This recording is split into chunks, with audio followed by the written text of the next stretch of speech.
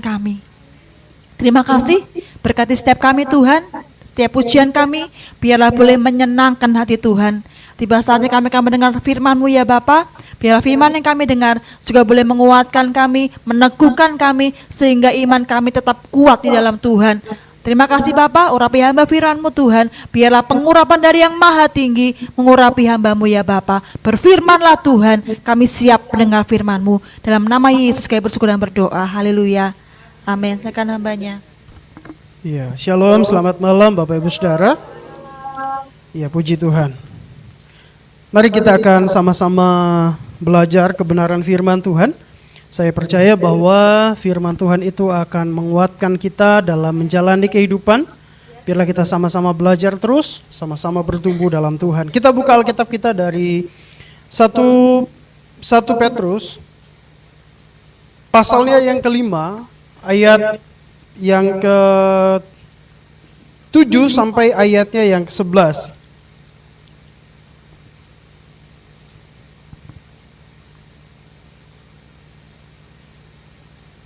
Satu Petrus pasalnya yang kelima, ayat 7 sampai ayat yang ke-11.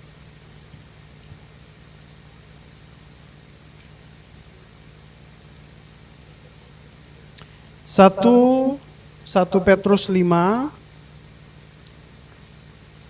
ayatnya 7 sampai ayat 11. Baik, kita akan baca bergantian. Saya baca ayat 7, saudara ayat yang ke-8, kita bergantian. Nanti ayat 11-nya kita baca sama-sama. Saya mulai ayat yang ke-7. Serahkanlah segala kekhawatiranmu kepadanya, sebab ia yang memelihara kamu.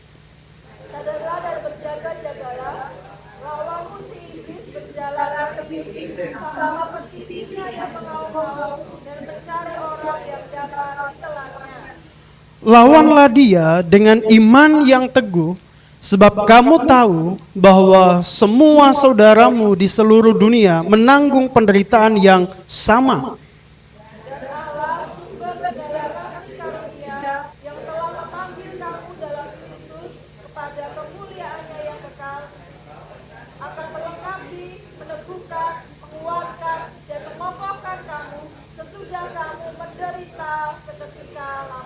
Ayat 11 sama-sama, 2, 3.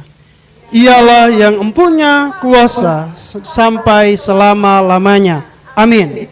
Amin.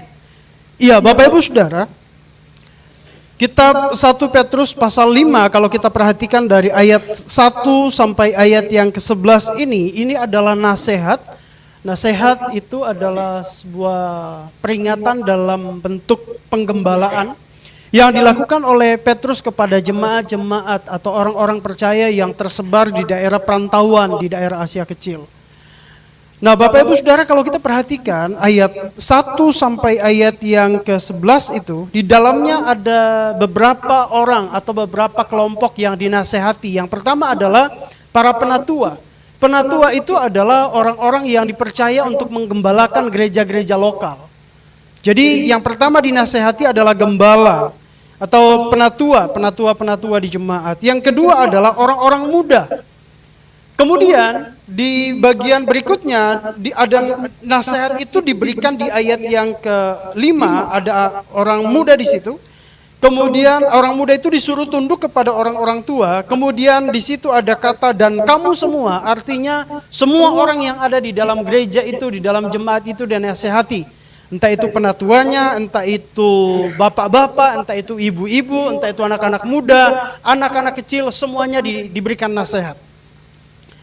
Nah, kalau kita fokus ke ayat yang ke-7 sampai ayat yang ke-11 yang kita sudah baca Bapak Ibu Saudara, dari situ kita mendapatkan ada beberapa realita kehidupan orang percaya, bahwa orang percaya itu tidak lepas daripada berbagai-bagai persoalan.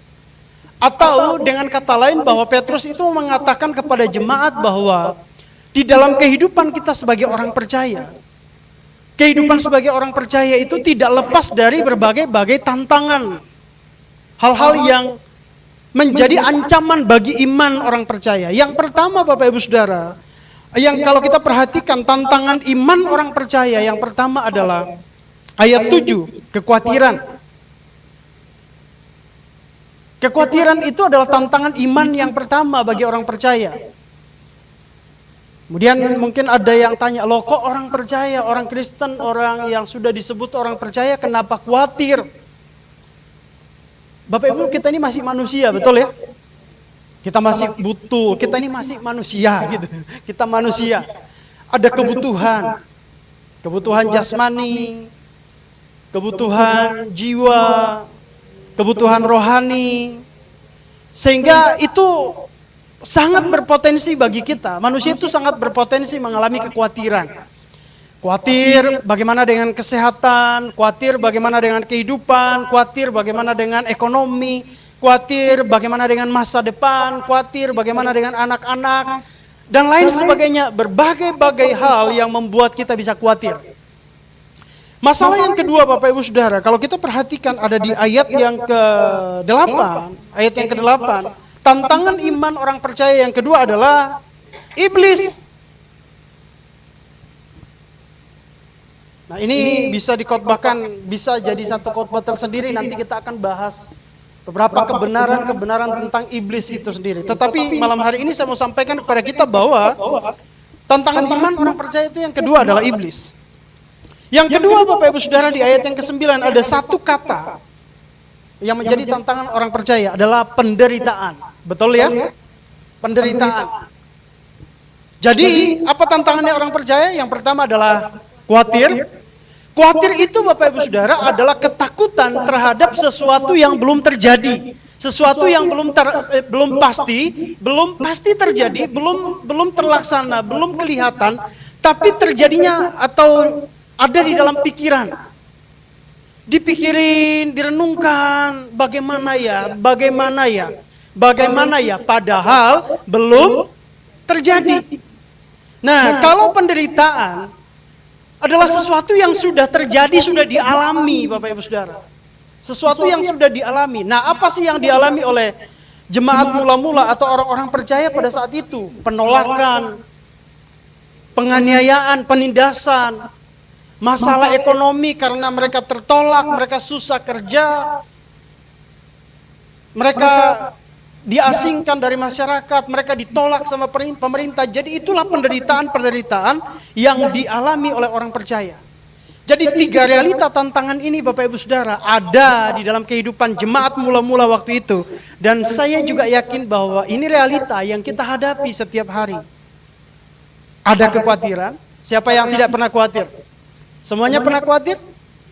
Pasti semua pernah khawatir.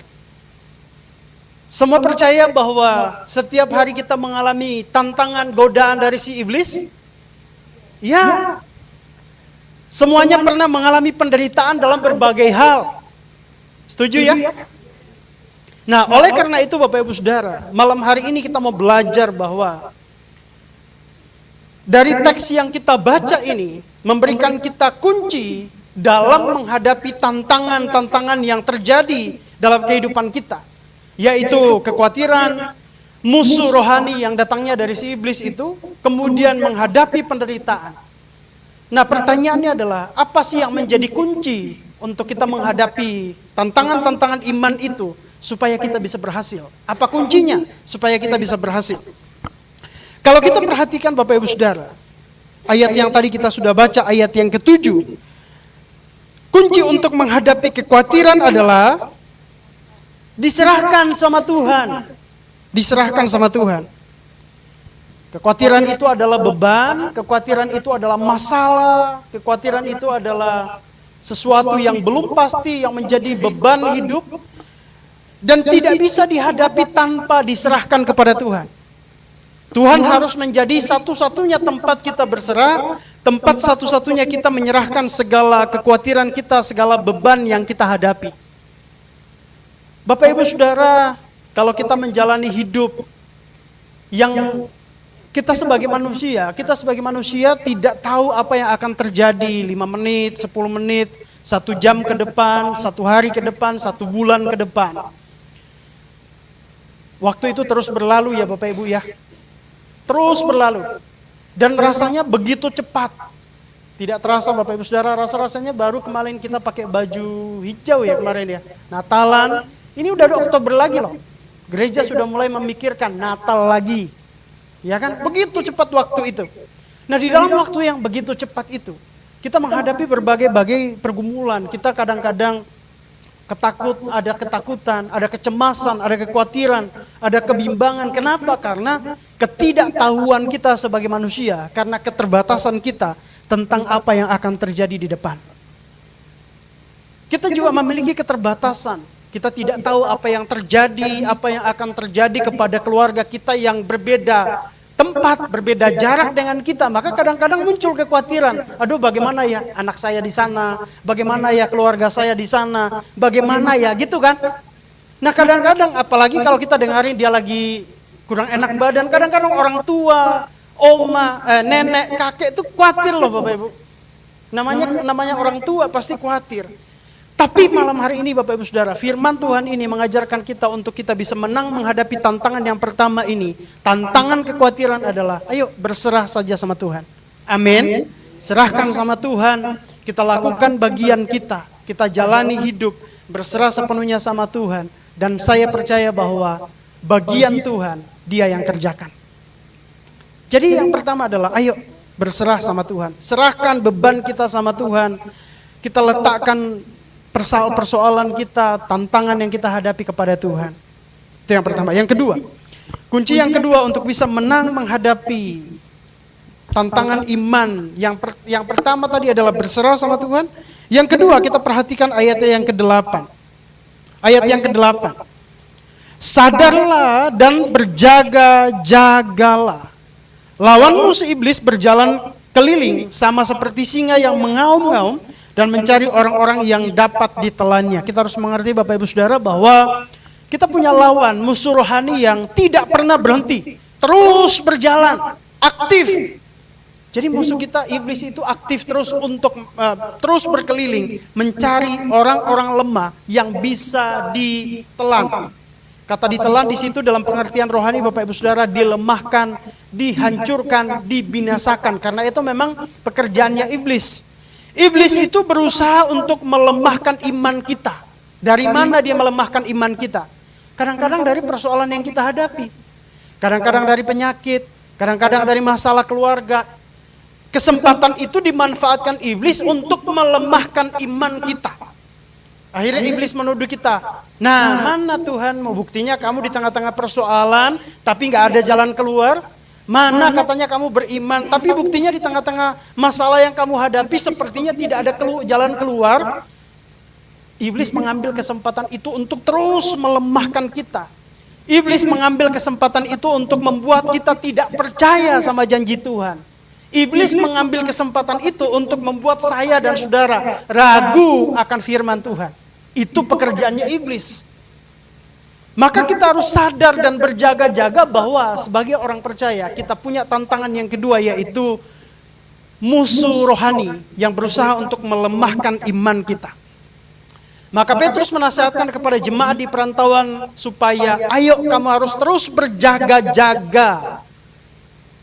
Sadar bahwa kamu punya musuh. Nah, kalau kamu sadar dan kamu berjaga-jaga bahwa kita punya musuh secara rohani, maka kita harus terus terjaga, selalu ada di dalam hubungan kita dengan Tuhan, melalui doa-doa kita, melalui ibadah kita.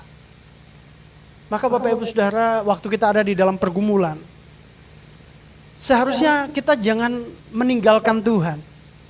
Tetapi justru di dalam, bukan hanya di dalam persoalan seharusnya, tetapi di dalam setiap keadaan, kita harus terus bersama di dalam Tuhan, menjalani hidup bersama dengan Tuhan. Kita terus berserah kepada Tuhan, membangun hubungan dengan Tuhan, karena hanya di dalam doa, di dalam ibadah, di dalam persekutuan kita dengan Tuhan, kita bisa menang menghadapi tantangan yang ada. Amin. Kita harus sadar bahwa kita punya musuh yang cerdik, yang terus aktif, yang terus berjalan, berusaha untuk melemahkan orang percaya supaya tidak percaya janji Tuhan, supaya tidak percaya firman. Maka kita harus terus sadar. Sadar itu artinya tetap terjaga. Jangan lengah. Jangan kendor dalam iman. Tetapi tetap waspada di dalam membangun hubungan dengan Tuhan. Amin. Yang ketiga, Kalau kita perhatikan ayat selanjutnya, ayat yang ke-8. Ayatnya masih di ayat yang ke-9 Bapak Ibu Saudara. Kita harus memahami bahwa iblis itu terus aktif, maka harus dilawan. Ayat 9. Kita baca sama-sama, 2, 3. Lawanlah dia dengan iman yang teguh, sebab kamu tahu bahwa semua saudaramu di seluruh dunia menanggung penderitaan yang sama. Semua orang percaya mengalami penderitaan ini. Ada ancaman, ada godaan dari iblis. Semua orang percaya mengalami itu. Tapi untuk bisa menang, menghadapi godaan, tantangan dari musuh rohani ini, ayat 9 berkata bahwa lawanlah. Harus dilawan. Nah, cara melawannya bagaimana? Apa yang kita perlukan, apa yang kita gunakan untuk melawannya? Ayat ini mengatakan bahwa lawanlah dia, lawanlah iblis itu dengan iman yang lemah. Oh, salah ya. Iman yang teguh, bukan iman yang lemah. Tetapi harus dilawan dengan iman yang teguh.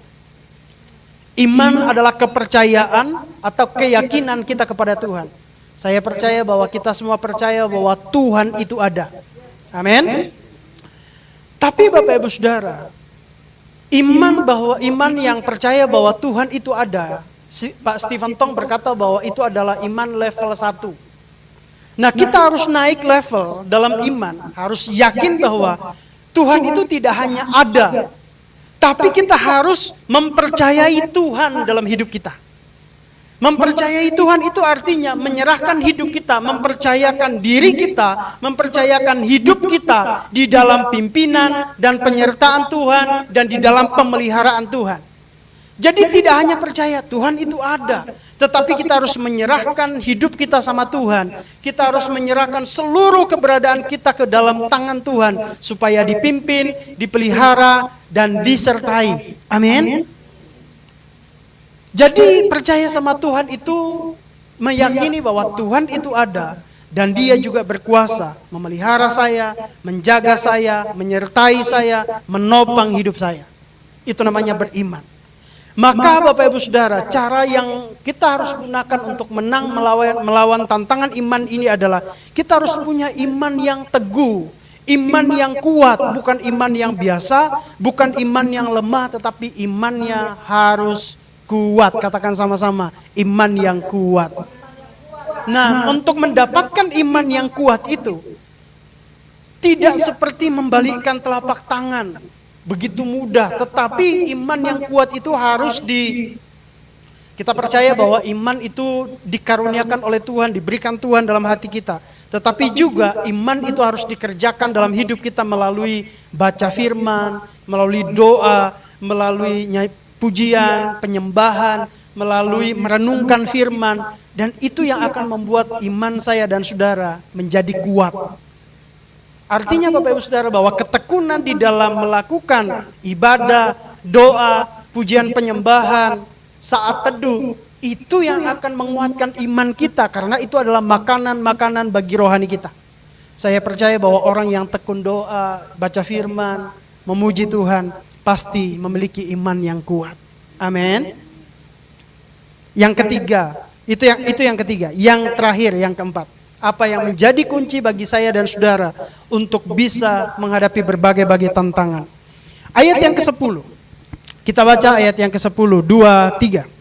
Dan Allah, sumber segala kasih karunia, yang telah memanggil kamu dalam Kristus kepada kemuliaannya yang kekal, akan melengkapi, meneguhkan, menguatkan, dan mengokohkan kamu sesudah kamu menderita seketika lamanya. Petrus itu mau bilang begini, kamu itu mengalami penderitaan hanya seketika lamanya. Tidak selama-lamanya penderitaan itu. Penderitaan itu hanya sementara. Nah, di dalam menghadapi penderitaan yang sementara itu, kita harus bersandar kepada Tuhan, percaya bahwa Allah yang kita sembah, Allah yang kita layani, Allah yang kita percaya itu melengkapi, meneguhkan, menguatkan, mengokohkan meskipun kita ada di dalam penderitaan. Wah, ini luar biasa Bapak Ibu Saudara. Petrus menasihatkan jemaat yang ada di perantauan bahwa kamu harus bersandar kepada Allah, bahwa Allah yang kita sembah, Allah yang kita layani, Dia melengkapi, meneguhkan, menguatkan, mengokohkan meskipun ada penderitaan. Kata melengkapi itu artinya dikasih kemampuan. Jadi waktu kita mengalami penderitaan, Tuhan kasih kita kemampuan menghadapinya. Tuhan kasih kita kemampuan menghadapinya. Meneguhkan itu artinya ditopang supaya tidak goyah, baik dalam iman maupun di dalam pekerjaan-pekerjaan kita, kewajiban kita setiap hari. Jadi ada tangan Tuhan yang menopang supaya saya dan saudara tidak goyah. Amin. Menguatkan artinya ketika kita lemah dikasih kekuatan baru. Dikuatkan artinya dikasih kekuatan baru waktu kita lemah. Mengokohkan artinya ditaruh di atas dasar yang teguh. Alkitab berkata bahwa dasar yang teguh bagi hidup kita adalah Kristus. Yang kedua, dasar yang teguh bagi iman kita adalah firman Tuhan.